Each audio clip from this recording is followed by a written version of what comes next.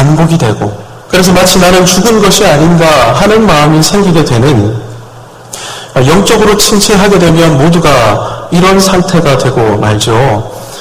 모든 그리스도인, 예외 없이 모든 그리스도인이 이런 날을 맞이할 수밖에 없습니다. 영적 침체에는 몇 가지 원인이 있습니다. 일단 몸이 아프거나 장애가 생길 때 침체가 발생할 수 있습니다. 예기치 못한 중병에 걸리거나 후유증이 남아서 장애가 생겨서 뭔가 내 뜻대로 되지 않는 이 안타까운 상황의 형편에 이르게 될 때 침체할 수 있는 것이죠. 기질이나 정신적인 고통도 침체의 원인이 될 수 있습니다. 남들보다 우울 수치가 높은 사람, 혹은 어릴 때 어떤 정서적인 학대를 경험해서 무언가 자유함을 상실하게 된 사람, 장기간 큰 스트레스에 노출된 사람, 이런 분들은 침체할 가능성이 굉장히 높습니다. 특별히 이제 젊은 여성들 가운데서는 출산을 해서 이전과는 전혀 다른 삶을 살아가게 될 뿐만 아니라 더군다나 육아의 고통을 겪게 될 때 깊은 침체 가운데 빠질 수도 있는 것이죠. 특히 이제 젊은 청년들 같은 경우에는 실연의 경험, 연세가 드신 분들 가운데서는 실패의 경험, 이런 경험으로 인해 또 영적으로 침체할 수 있습니다. 특히 그리스도인들에게 있어서는 죄 문제가 침체의 큰 원인이 될 수 있습니다. 고백되지 못한 죄, 늘 숨기면서 그래서 조마조마한 마음으로 살아가게 될 때, 그래서 정죄하는 마음 속에서 헤어날 수 없게 될 때 침체할 수 있는 것이죠. 나누지 않는, 교류하지 않고 교제하지 않고 나를 중심으로 해서 살아가는 사람들 역시 영적으로 침체할 수 있습니다. 제가 지금 몇 가지 영적 침체의 원인에 대해서, 이유에 대해서 말씀드렸습니다만은 이렇게 다양한 원인이 있을 수 있지만 궁극적인 원인은 일치합니다. 궁극적인 원인은 불신앙입니다. 이 와중에 여러분 어떤 형편과 상황에 있다 할지라도 믿음을 가지고 하나님과 동행하고 있는 사람이라면 그 사람은 침체하지 않습니다. 그런데 이 모든 상황 가운데서 불신앙을 조금이라도 가지고 있거나 불신앙이 촉발되거나 이 와중에 믿음을 상실하게 되면 그 사람은 예외 없이 침체 가운데 빠지고 마는 것이죠. 불신앙이 다른 것이 아닙니다.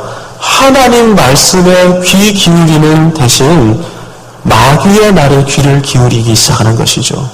그래서 마귀의 말에 결국 굴복할 뿐만 아니라 그 말 때문에 넘어지게 되는 것. 여러분, 이것이 불신앙입니다. 그래서 이 불신앙으로 말미암아 영적 침체에 빠지게 된 사람은 예전에는 마귀의 사냥감일 뿐이었는데 이제는 마귀의 먹잇감이 된 것이죠. 마귀가 움직이는 대로 그냥 요리될 수밖에 없는 그런 안타까운 형편에 빠지게 된 것입니다. 그런데 안심할 수 없는 한 가지는 아무리 과거에 탁월했던 경건의 사람이라 할지라도 그 사람 역시 깊은 영적 침체에 빠질 수 있다는 사실입니다.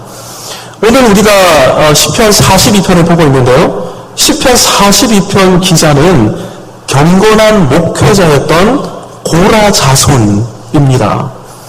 일반적인 고라 자손들은 그냥 보조적인 사역만 감당했습니다. 성전 문지기 사역을 감당하든지 성전 찬양대 역할을 감당하든지 하면서 주도적인 사역을 했던 분들이 아니라 그냥 보조적이고 협조적인 사역만 했던 그런 분들인데 오늘 본문에서 이 시편 42편을 기록하고 있는 시편 저자는 예외적으로 다른 모든 고라 자손들과는 특별하게 구별되어서 한 지파의 목회 사역을 전담했던 분이었습니다. 그러니까 율법의 가르침에 굉장히 탁월했는데 그 탁월함을 인정받고 깊은 경건까지 겸비해서 고라 자손으로는 예외적으로 주도적인 사역을 감당했던 사람이었던 것입니다. 6절에 보면 헤르몬산이라는 산이 등장하는데요. 이 헤르몬 산을 나르고 있는 걸로 봐서 이분은 여러분 헤르몬 산이 가나안 땅을 보면 요단 동편 제일 북쪽에 있는 산입니다. 이스라엘에서 제일 위쪽에 있는 산인데 이때 이 지역에 있었던 지파가 므낫세 동편에 있던 므낫세 반지파였습니다. 그래서 아마 이 고라 자손은 이 므낫세 반지파를 대상으로 목회했던 목회자가 아닌가 신학자들이 이렇게 추정을 하고 있는데요. 여튼 이분이 이곳에서 목회할 때 그냥 어마어마한 은혜의 폭포수가 은혜의 강물이 흐르기 시작했습니다. 사절을 보면 이분의 사역에 열매가 이렇게 나와 있습니다. 내가 전에 성의를 지키는 무리와 동행하여 기쁨과 감사의 소리를 내며 그들을 하나님의 집으로 인도하였더니, 그러니까 이 고라 자손이 말씀 사역을 감당할 때 어떤 일이 벌어졌다는 것입니까? 온 회중이, 그러니까 눈을 조는 분이 하나도 없었던 거죠. 눈을 번쩍 뜨고, 제가 왜 이야기하는지 아시겠죠? 눈을 번쩍 뜨고 하나님의 임재 가운데 나갔던 것입니다. 이분의 말씀 사역을 통해서 말이죠. 그래서 그 결과 여러분 은혜 받게 되면 어떻게 됩니까? 기쁨의 찬송, 감사의 찬송, 막 찬송하는데 가슴이 뜨거워지지 않습니까? 이런 일들이 이 고라 자손이 사역할 때, 말씀 사역할 때 이런 사역의 열매가 나타나게 된 것이죠. 여러분 이런 사역을 감당했던 분이 지금 깊은 침체 가운데 빠져 있는 것입니다. 이럴 수 있습니까? 네, 이럴 수 있습니다. 위대한 하나님의 사람 조나단 에드워즈라는 인물이 있습니다. 미국의 영적 대각성, 1차 영적 대각성을 이끌었던 위대한 하나님의 사람이었는데 이 조나단 에드워즈의 일기를 보면 늘 침체합니다. 아, 오늘도 침체했다. 오늘도 침체했다. 오늘도 침체했다. 기질상 이분은 그냥 늘 침체를 반복했던 분이라는 사실을 이분의 일기를 보면 확인할 수 있습니다. 샘물과 같은 보혈은 임마누엘 피로다. 제가 이 노래를 불러드린 이유가 있습니다. 여러분 위대한 찬송시를 썼던 하나님의 사람 윌리엄 쿠퍼.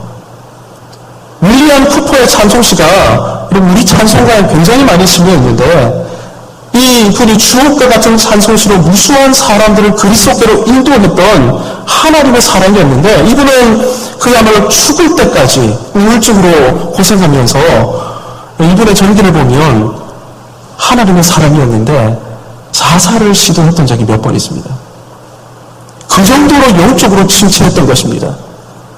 난 하루 길을 걸어서 로덴나무 그늘에 앉았네. 로덴나무 그늘에 앉아서 죽기를 청원했던 사람 누굽니까? 하나님의 사람 엘리야. 하나님의 사람도 침체 가운데 빠졌습니다. 그리고 심지어는 아테네에서 말씀 사역을 증거했는데 별다른 열매가 맺히지 않은 상태에서 고린도까지 넘어왔던 사도 바울도 깊은 영적인 침체를 경험했습니다. 여러분 그러니까 누구나 침체할 수 있다는 것입니다. 고난의 순간 하나님을 잃어버리고 믿음을 잃어버리게 되면 누구나 예외 없이 그가 어떤 삶을 과거에 살았건 아무런 상관없이 이런 깊은 영적인 침체를 마주하게 되는 것입니다.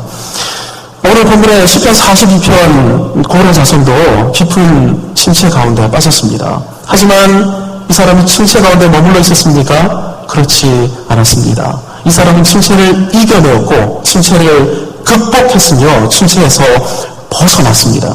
그리고 어떻게 하면 이 침체에서 벗어날 수 있는지 시편 42편에 그 비밀을, 그 비결을 담아놓고 있는 것입니다. 이후에 우리를 위해서 하나님께서 이 고라 자손의 침체를 이렇게 활용하셨던 것이죠.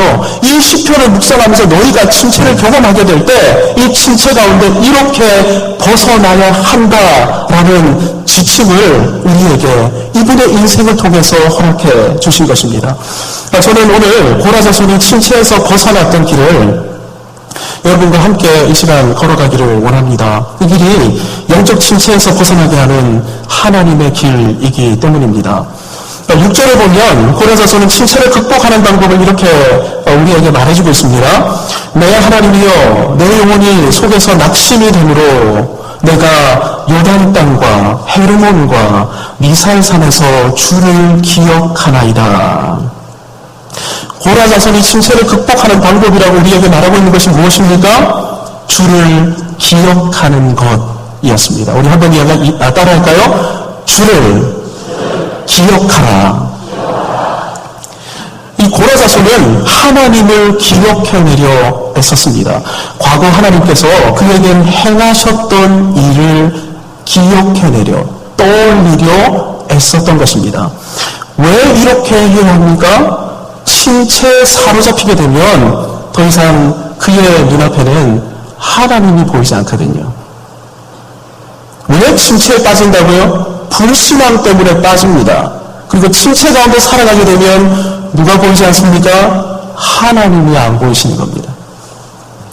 하나님이 누구이신지, 그리고 믿음은 뭔지, 모든 것이 마치 안개 속에 있는 것처럼 흐려지기 시작하고 마침내는 아무것도 보이지 않게 되는 것입니다. 이 와중에 하나님을 믿을 때 가졌던 소망과 영광과 기쁨과 사랑, 이 영광스러운 믿음의 아름다운 이 열매들을, 이 신앙의 아름다운 신비들을 이제는 더 이상 맛볼 수 없게 되는 것이죠. 모든 걸 상실하게 되고 마는 것입니다. 그러면 이 사람에게 남아있는 것이 있습니까? 없습니까? 남아있는 것이 아무것도 없게 되는 것이죠. 이렇게 되면 대부분의 사람들이 그때부터 모든 걸 그냥 다 집어 던지기 시작합니다. 내팽개치기 시작하는 것이죠. 예배 생활이 일그러지기 시작합니다. 여러분 스스로를 한번 보십시오. 내가 예배 생활 제대로 하고 있는지. 침체 가운데 빠지면 모든 것이 다 사라지기 때문에 예배 드려야 될 이유를 모르게 됩니다. 내가 왜 나가야 되지? 그러면서 예배 생활을 던져버리게 됩니다. 말씀도 더 이상 듣지 않습니다. 기도 생활 그냥 할 이유를 못 느낍니다. 그래서 기도 생활을 하지 않습니다. 사명을 잃어버리게 됩니다. 신앙의 고귀한 의무들이 이제는 짐이 되는 것이죠. 그냥 하기 싫어지는 것입니다. 여러분, 고라 자손 역시 이랬다라는 사실을 기억하셔야 됩니다. 모든 걸 내팽개친 채 그냥 있으면 어떻게 될까요? 더 깊은 침체로 빠져들 수밖에 없죠. 여러분, 이런 악순환이 반복될 수밖에 없는 것입니다. 침체 가운데 있으면 하나님이 보이지 않고, 하나님이 보이지 않으니까 하나님과 관련된 모든 것을 하지 않고, 그러면 더 깊은 나락 가운데로 빠져버리고 마는 것이죠. 그래서 여러분, 대책을 강구해야 하는 것입니다. 가만히 있으면 안 되는 것입니다. 대책을 반드시 강구해야 되는데, 고라 자손이 어떤 대책을 강구했습니까? 과거 그에게 역사하시고 말씀해 주시고 은혜 베풀어 주셨던 살아계신 하나님을 기억해내려 애쓰기 시작하는 것입니다. 언젠가 예배 가운데 분명한 말씀으로 임재해 주셨던 하나님, 지금까지 살아오면서 예배 가운데 말씀 들으면서 나에게 주시는 말씀이 분명한데 이랬던 적이 세볼 수도 없이 많거든요. 그때를 돌이켜보는 것입니다. 그때 하나님께서 살아서 그렇게 말씀해 주셨지. 죄를 깨닫게 해주시고 회개하게 하시고 회심하게 하시고 무엇을 위해 살아야 할지 깨닫게 해주셨던 하나님, 그때 그 역사를 다시 한번 복기해보는 것입니다. 특별한 사고 가운데서 나를 살려주시고 지키시고 보호해주셨던 그때 그 하나님, 일평생 달려나갈 소명을 깨닫게 해주시고 이것을 몰라고 하면서 내 인생을 이 일에 한번 헌신해 보겠습니다. 폭포수와 같은 눈물로 헌신하게 하셨던 그때 그 하나님을 기억해내려 이 고라 자손이 애쓴 것입니다. 왜 이렇게 합니까? 침체는 물이 증발하는 것처럼 어느 한순간 하나님이 내 인생에서 사라지는 것이기 때문입니다. 그러니까 물이 증발하는 것처럼 돌아보면 하나님이 안 계십니다. 그러니 어떻게든 다시 하나님을 찾아야 되는 것이죠. 사랑하는 성도 여러분, 여러분의 인생에 역사하셨던 하나님은 어떤 분이십니까? 여러분이 과거 만났던 하나님은 어떤 분이십니까? 아브라함을 만났던 하나님을 우리는 잘 알고 있습니다. 여호와 이레의 하나님. 떠나라, 순종해라, 아들을 죽여라 라고 명령하실 뿐만 아니라 순종하니까 모든 것을 친히 준비해 놓으셨던, 예비하셨던 그 하나님, 여호와 이레의 하나님. 아브라함이 평생 뭐 붙들고 살았겠습니까? 이 여호와 이레의 하나님을 붙들고 산 것이죠. 출애굽한 이스라엘이 만났던 하나님이 어떤 하나님이십니까? 그들을 고치시고 치유해 주셨던 여호와 라파의 하나님.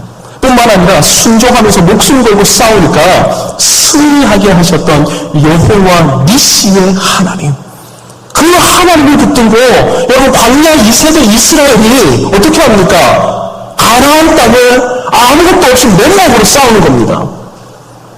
여호와 니시의 하나님의 압도당해서 그 하나님을 기억하면서 그 하나님으로 충만해져서, 그러니까 그 앞에 다 무너지는 것이죠. 사사기 시대에 기드온이 만났던 하나님은 두려운 마음을 잠재우시고 확신과 평강을 주셨던 여호와 샬롬의 하나님이셨습니다. 몇 번 시험을 했죠, 그렇죠? 물을 좀 내려주십시오. 이 양털만 젖지 않게 해주십시오. 이 양털만 젖게 해주십시오. 이렇게 몇 번 시험한 결과, 하나님은 여호와 샬롬의 하나님이 분명하구나. 우리 인생 가운데, 여러분 남의 인생이 아닙니다. 내 인생 가운데 나를 만나주셨고 언젠가 역사해 주셨던 하나님을 기억하지 않으면 어떻게 됩니까? 그냥 종교생활만 하는 겁니다. 주일 되면 와서 그냥 앉아있다 그냥 돌아가고, 앉아있다 돌아가고, 이렇게만 반복하다가 결국은 믿음 떠나버리고, 이런 부모님을 보면 자녀들이 신앙 별건 없구나 하면서 다 떠나버리고 마는 것입니다. 여러분, 이렇게 하나님을 기억해내야 침체를 극복하고 침체에서 벗어날 수 있습니다. 제가 만났던 하나님은 심리학했던 저의 고3 시절, 고3병으로 사경을 헤맬 때 찾아와 신학교로 이끌어주셨던 하나님이십니다. 신학교 3학년 시절 인생에서 처음 겪는 깊은 영적 침체 때 찾아오셔서 회심시켜 주셨을 뿐만 아니라 영광스러운 복음 설교자의 사명을 허락해 주셨던 하나님이십니다.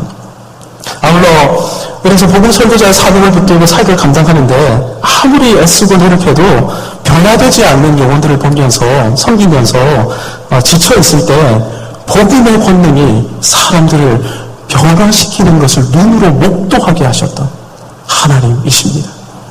그래서 다시금 이 영광스러운 복음의 능력을 붙들고 내가 한번 인생을 들여보겠습니다. 이렇게 결단하게 하셨던 하나님이십니다. 과거 여러분 인생 가운데 역사하셨던 하나님은 어떤 하나님이십니까? 그 하나님을 다시금 기억해내야만 하는 것이죠. 그래서 다시금 그 하나님을 기억하면서 그 하나님의 임재 가운데로 나가야만 하는 것입니다. 오늘 본문을 보면 고라자서는 침체 가운데서 하나님을 기억해내기 위해 시간을 구별하고 장소를 구별하고 있습니다. 요단 땅, 헤르몬 산, 미사엘 산, 여러분 다 어떤 것일까요? 과거 특정한 사건들을 통해서 하나님의 임재를 목도했던 장소였을 것입니다. 그때 그곳으로 다시 가고 있는 것입니다. 뭐하러요? 살아계신 하나님 만나러. 그분을 기억하기 위해서. 다른 거 다 제쳐두고 시간을 딱 내고 내 마음을 딱 정해서 지금 내 인생에 가장 필요한 것은 하나님을 기억하고 하나님의 임재 가운데로 들어가는 것이고 그분의 숨막히는 영광을 경험하는 거야. 그래서 그곳으로 달려가는 것이죠. 그때 나를 만나주셨던 그 하나님을 기억하기 위해서.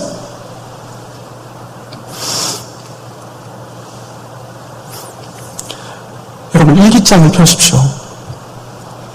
일기장을 펴셔서 여러분을 만나주셨던 그 하나님을 기억해 내십시오.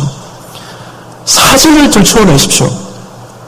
그때 그 하나님, 나를 만나주셨고 은혜 베푸셨던 그 하나님을 사진을 보면서 그때 그 사건을 추억해 보면서 여러분 다시 돌이키면서 깨달으셔야 합니다.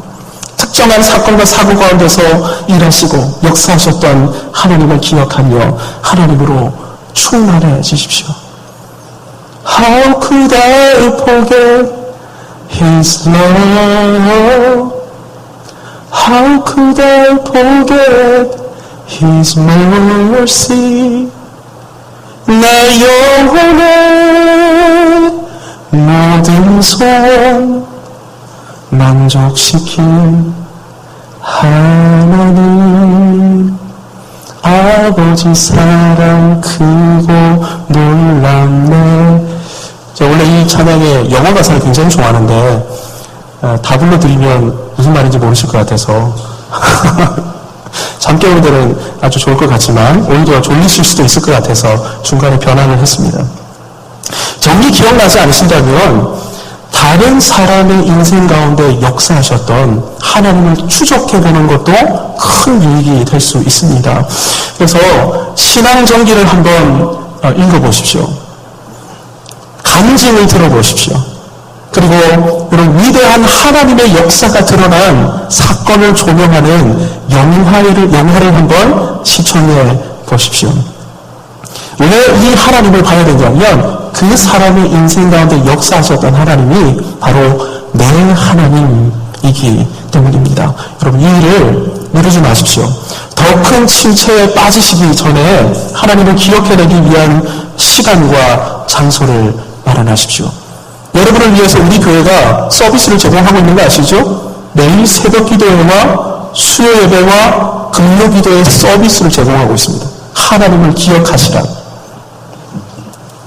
하나님을 기억해내고 그래서 하나님의 은혜를 다시금 누리기 시작했다면 여러분이 맞이하고 있는 어려움과 문제들을 재해석해낼 수 있게 될 것입니다. 본문의 고린도서는 다시금 하나님을 기억해냈고 그의 인생에 역사하신 하나님의 인재 가운데 다시금 소개됐는데요. 그의 하나님은 그를 도무지 감당할 수 없는 사역으로 이끄신 하나님이셨습니다. 그에게 율법을 남들보다 특별하게 깨닫는 은혜를 베푸셨고 율법 안에 담긴 하나님의 마음을 증거하고자 하는 열망을 일으키셨던 분이셨죠. 하지만 아까도 말씀드렸던 것처럼 고라자손은 보조적인 임무를 감당할 수밖에 없었습니다. 왜냐하면 이스라엘이 출애굽할 때 이 고라와 다단과 아비람이 이스라엘 백성들을 선동해서 하나님을 대항하게 만들었던 적이 있거든요. 그래서 더 이상 고라 자손들은 이 가르치는 사역을 감당할 수 없게 됐기 때문입니다. 하지만 하나님께서는 이 고라 자손에게 은사와 열정을 주셨고 또 뿐만 아니라 같이 사역하는 제사장들과 레위인들의 마음을 움직이셔서 이분이 목회 사역을 감당하도록 역사하셨습니다. 하나님은 이 고라 자손의 인생에 도무지 일어날 수 없는 역사를 일으키신 주권자 하나님이셨습니다. 여러분 이 고라 자손이 지금 어떤 하나님을 기억해냈다고요? 주권자 하나님을 기억해낸 것입니다. 모든 상황을 주관하셔서 그의 인생을 완전히 새로운 길로 이끄셨던 주권자 하나님을 기억해낸 것이죠. 이 하나님의 임재, 주권자 하나님의 임재 앞에 다시 서게 되면서 이 고라 자손은 그가 경험하고 있던 모든 환난과 고통을 재해석해 나가기 시작했습니다. 뭐 하기 시작했다고요? 재해석하기 시작한 것입니다. 여러분 이것이 침체를 벗어날 수 있는 아주 중요한 방법입니다. 재해석하는 것 말이죠. 실제를 한번 보시기 바랍니다. 주의 폭포 소리에 깊은 바다가 서로 부르며 주의 모든 파도와 물결이 나를 휩쓸었나이다. 지금 겪고 있는 어려움이 분명히 폭포입니다. 거대한 폭포입니다. 이 사람의 모든 것을 휩쓸어가는 거대한 파도에 지금 이 사람이 직면하고 있습니다.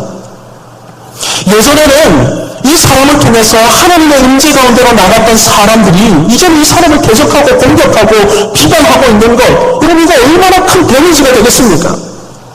이것으로 인해서 이 고레사스는 깊은 영적 침체 가운데 빠졌는데요. 하지만 이 사람이 누구를 기억해냈다고요? 주권자 하나님을 기억해낸 것입니다. 그래서 고레사스는 지금 이 상황을 다시금 재해석해서 이렇게 고백하고 있는 것입니다. 이 폭포는 주의 폭포다라고 말이죠. 누구의 폭포라고요? 주의 폭포. 주님의 손에 사로잡혀 있는 폭포다. 그리고 이 파도는 주의 파도다. 지금 이 고레사스는 이렇게 재해석하기 시작한 것입니다. 그러니까 이렇게 말하고 있는 것입니다. 아, 이 폭포는 나를 죽이려는 폭포가 아니구나.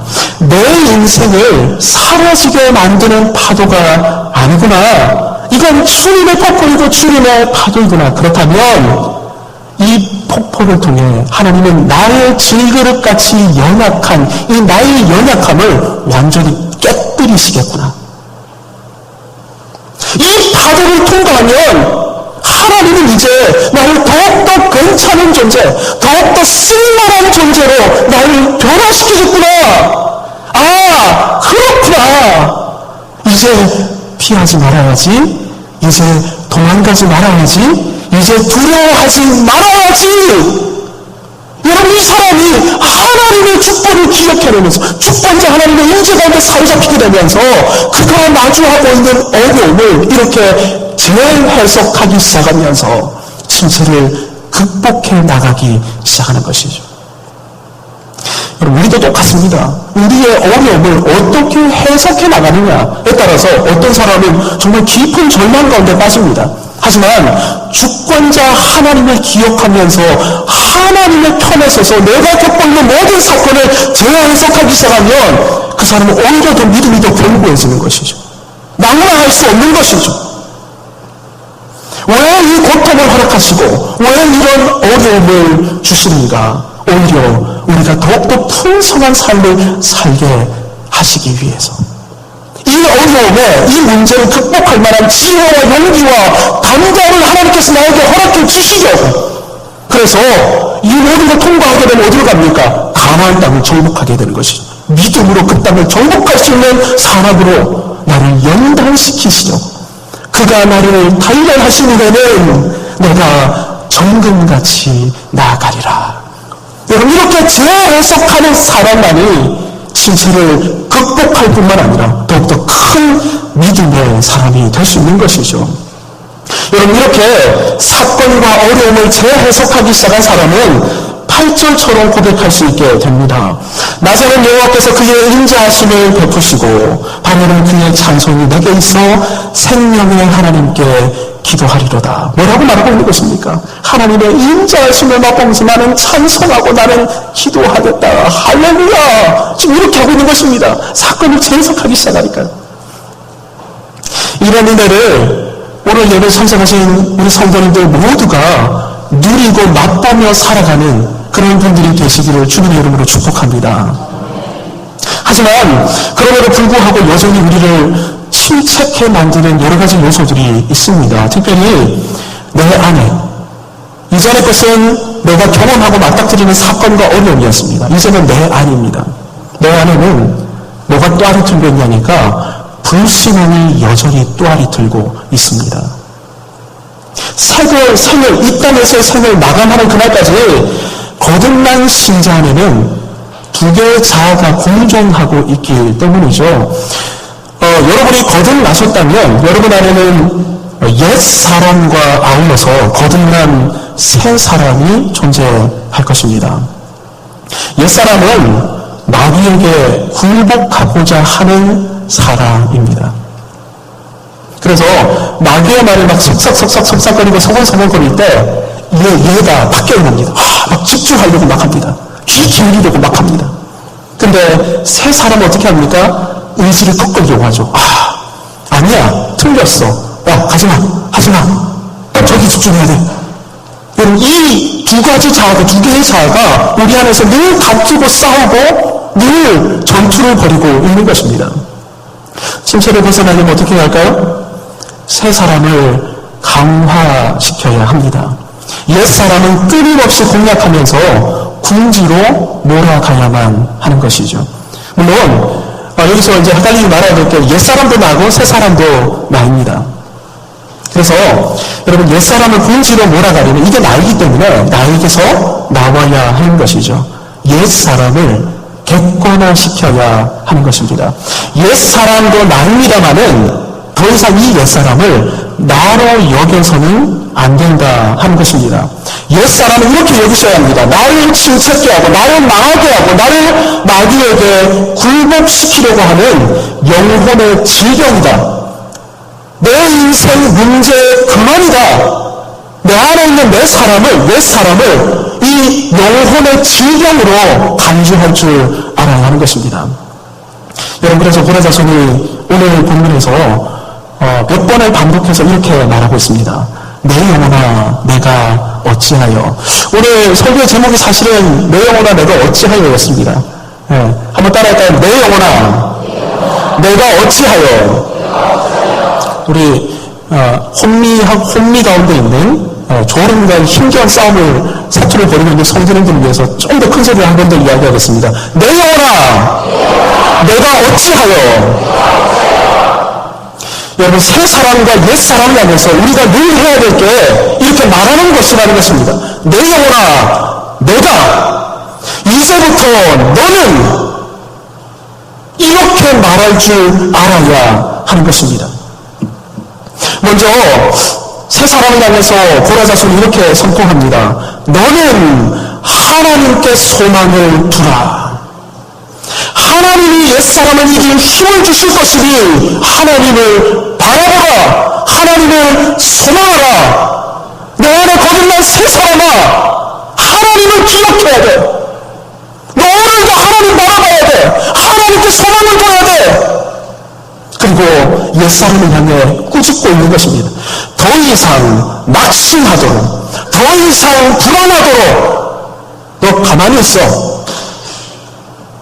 나는 결코 너를 따르지 않을 거야. 네가 아무리 나를 속이려고 해도 나 속지 않을 거야. 너 조용히 있어.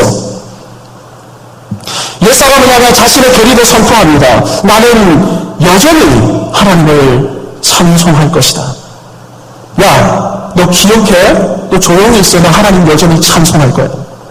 나는 내 하나님을 오히려 찬송할 거야. 그럼에도 불구하고 나 찬송할 거야. 내가 기도한 것하고 전혀 엉뚱한 상황이 펼쳐지는 것 같아도 주권자 하나님이 나를 붙들고 계시거든? 그러니까 나 찬송할 거야. 오히려 찬송할 거야. 옛사람아, 네가 아무리 마귀에게 나를 무릎 꿇리려 해도 나는 무릎 꿇지 않을 거야. 나는 오히려 내 하나님을 찬송할 거야. 나는 그분께 내 인생을 여전히 맡길 거야. 그러니 조용히 해. 여러분, 이것이 영적 침체를 벗어나게 하는 하나님의 방법이고, 이 방법을 고라자손이 쓰므로 말미암아 영적 침체를 극복해서 오히려 온전한 믿음의 사람으로 굳건하게 섰다는 사실을 하나님은 오늘 우리를 향해서 상기시키고 계시는 것입니다. 이제 말씀을 정리하려고 합니다. 영적 침체를 벗어나기 위해 여러분의 삶에서 역사하셨던 하나님을 기억해내십시오. 하나님을 기억해내십시오. 그리고 그 하나님으로 충만케 되십시오. 그래서 여러분이 겪고 있는 모든 어려움과 시련과 여러분의 고통을 주권자 하나님의 시각에서 다시금 해석해내셔야 합니다. 반드시 다시금 해석해내셔야 됩니다. 그리고 이 해석이 되지 않는다면 이제 이걸 위해서 필요한 사람들이 교역자들입니다. 찾아오셔서 함께 상담하십시오. 함께 기도하십시오. 그리고 재해석하지 못하고 있는 성도들이 누구에 보이신다면 그들을 위해 중보하실 뿐만 아니라 그분들을 찾아가셔서 상담하셔야 합니다. 재해석해 내셔야 합니다.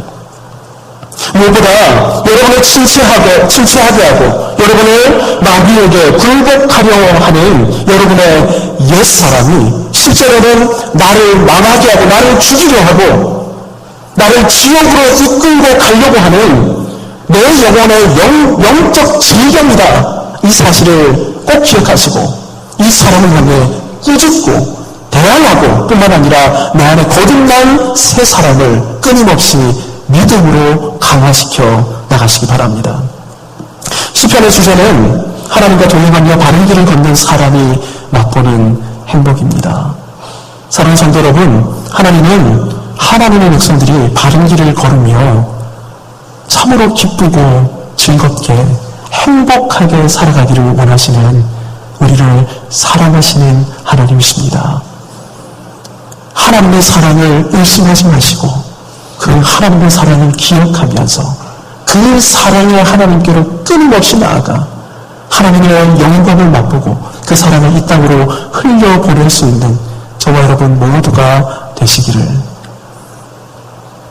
영적 침체에서 우리를 벗어나게 하시는 우리 주 예수 그리스도의 이름으로 축복합니다. 우리 옆 사람 보면서 한번 축복하실까요? 하나님은 당신을 사랑하십니다.